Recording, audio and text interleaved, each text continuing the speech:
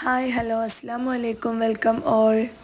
ഇന്നൊരു cooking video ആണ്. Kochi style ബിരിയാണിയാണ് കേട്ടോ പ്രിപ്പയർ ചെയ്യാൻ പോകുന്നത്.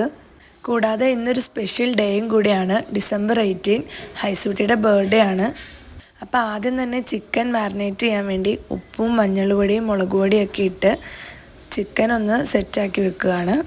കൊച്ചി സ്റ്റൈൽ ബിരിയാണി ഉണ്ടാക്കുന്നത് ഞാനല്ല കേട്ടോ, വീട്ടിലെ ഹെൽപ്പിന് വരുന്ന ഇത്തയാണ്. ഇത്തക്ക് കുക്കിങ്ങിലൊക്കെ ഭയങ്കര എക്സ്പീരിയൻസ് ഉള്ള ഒരാളാണ്. കാറ്ററിങ്ങിൻ്റെ പരിപാടിയൊക്കെ ഉണ്ട്. മസാലയ്ക്ക് വേണ്ടിയിട്ടുള്ള അരപ്പ് തയ്യാറാക്കുന്ന ഇൻഗ്രീഡിയൻസ് ഒക്കെയാണ് ഇപ്പോൾ കാണിച്ചുകൊണ്ടിരിക്കുന്നത്. ഇനി ഒരു പാനിലേക്ക് എണ്ണ ഒഴിച്ച് ചിക്കൻ വറുത്തെടുത്തുകൊണ്ടിരിക്കുകയാണ്.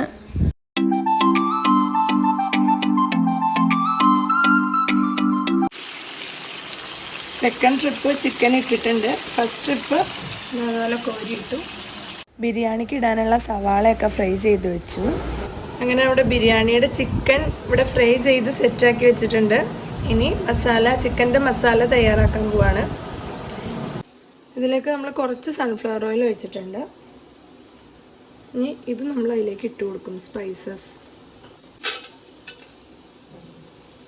ഓയിൽ ഒഴിക്കുകയാണ്. നമ്മൾ ചിക്കൻ ഫ്രൈ ചെയ്ത ഓയിലാണ് കേട്ടോ.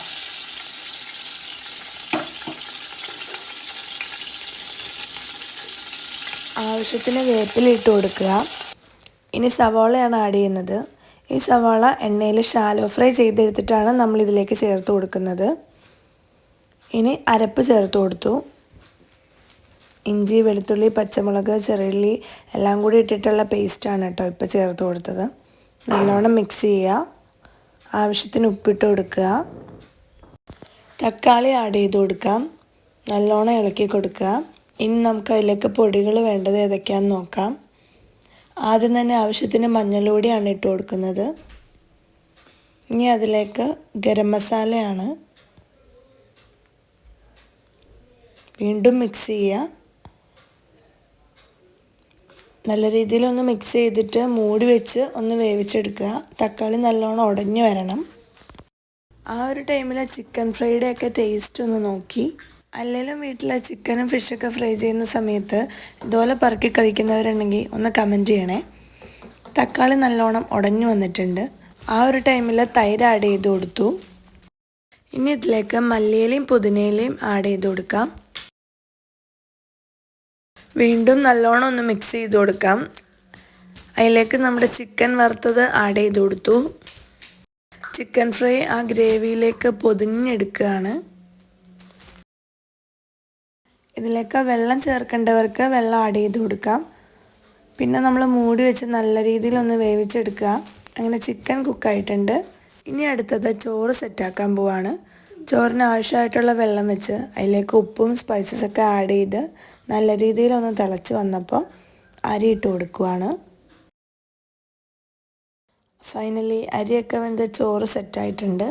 ഇനി ഫൈനൽ പ്രോസസ്സിംഗ് ആയിട്ടുള്ള ദമ്മിലേക്ക് കടക്കുവാണ്.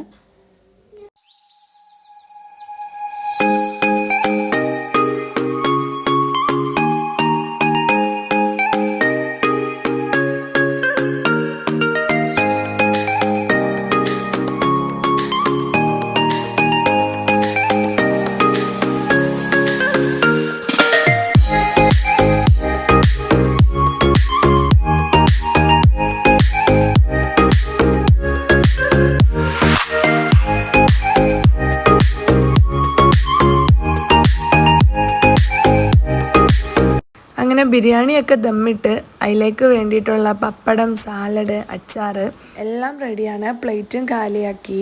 ഈ ഒരു വീഡിയോ ഇഷ്ടമെങ്കിൽ എല്ലാവരും ഒന്ന് ലൈക്കും ഷെയറും സബ്സ്ക്രൈബും ഒക്കെ ചെയ്യണേ. Thank you for watching. ഈ ഒരു റെസിപ്പി നിങ്ങളും ട്രൈ ചെയ്യണേ.